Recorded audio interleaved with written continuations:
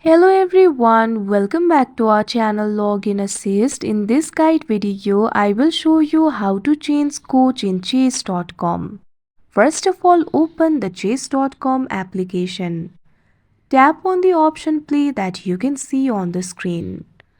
After you do that, tap on the option play coach. If you would like to change the coach, it is actually very simple. Tap on the coach who is selected right now. Now you'll be able to see all of your coaches over here. You can simply tap on them in order to hear what they have to offer you. Let's have some fun learning chess together.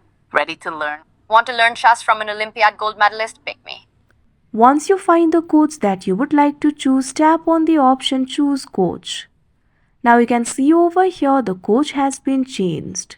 Like this, you can change coach on chess.com.